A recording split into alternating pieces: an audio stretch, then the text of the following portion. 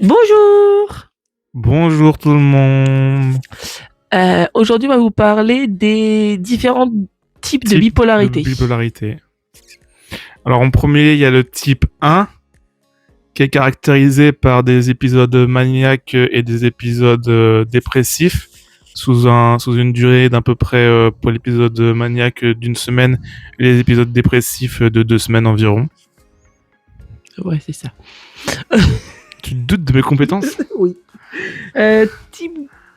Il y a la type 2, donc pareil, il y a des épisodes d'hypomanie et des épisodes de dépression. Alors, les épisodes d'hypomanie vont durer à peu près 1 semaine et les épisodes de dépression vont durer 3 semaines environ, hein. On n'est pas à 3 jours près.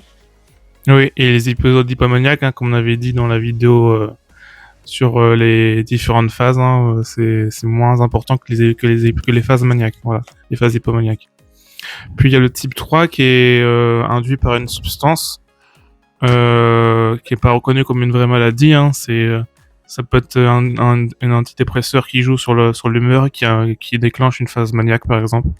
Voilà. Donc, oui, effectivement, ce n'est pas reconnu comme une vraie maladie et du coup, on la considère comme une bipolarité, mais selon les médecins, on va vous parler de bipolarité ou pas. Ensuite, il y a ce qu'on appelle la cyclothymie, qui est une forme atténuée de la bipolarité.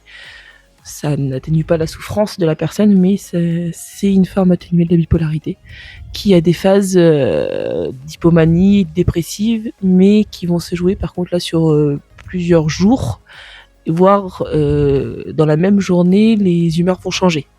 Oui. Donc voilà. Au revoir. Voilà. Bonne journée. Bonne journée, salut, au revoir.